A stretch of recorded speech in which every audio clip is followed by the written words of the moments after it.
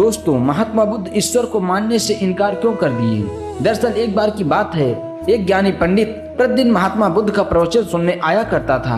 एक बार बुद्ध ध्यान मुद्रा में बैठे हुए थे और व्यक्ति उनके पास गया और उनसे पूछा कि हे महात्मा, कृपया आप मुझे बताइए कि ईश्वर है या नहीं, और मेरी आपसे प्रार्थना है कि आप मेरे सवालों का मुझे सही जवाब दें। क्योंकि बुद्ध के बारे में कहा जाता है कि वह कभी भी किसी भी प्रश्न का सीधा जवाब नहीं देते थे। उनका हर जवाब रहस्य से भरा होता था।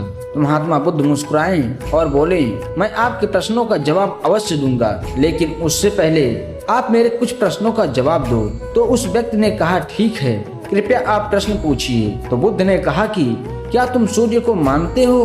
तो उस व्यक्ति ने कहा, एक किस प्रकार का प्रश्न है? मैं कोई छोटा बच्चा हूँ कि आप मुझसे बच्चों वाला प्रश्न पूछ रहे हैं? सूर्य तो साक्षात प्रकट होता है और पूरी दुनिया को रोशनी देता है। धरती पर रहने वाले हर जीव को सूर्य से ऊर्जा प्राप्त होती है। जिसके बाद बुद्ध ने कहा कि ईश्वर के होने के बारे में आपके मन में प्रश्न कहाँ से आया? क्योंकि जिस प्रकार सूर्य हमारे सामने है, उसके होने का कोई प्रश्न नहीं उठता, तो ईश्वर के लिए यह प्रश्न क्यों उठा? ईश्वर को मानने की क्या आवश्यकता है? इसका मतलब यह हुआ कि आपके मन में ईश्वर के प्रति संदेह है, क्योंकि ईश्वर सूर्य की तरह आपके सामने नहीं है। आप ईश्वर को अपनी बुद्धि से ढूंढने के लिए निकले हो और बुद्धि केवल उन्हीं बातों को मानती है जो उसके सामने दिखाई देता है, और ईश्वर कभी भी आपको प्रत्यक्ष रूप में सामने दिखाई नहीं देंगे, और अगर आपको दिखाई दिए तो वह ईश्वर नहीं होंगे। गौतम बुद्ध ने कहा कि तुम ईश्वर को मानते हो या नहीं? असल में यह प्रश्न ही गलत है, और गलत प्रश्न का सही उत्तर कैसे दिया जा सकता है? तो व्यक्ति ने बुद्ध की बात सुनकर भ्रमित सा हो गया।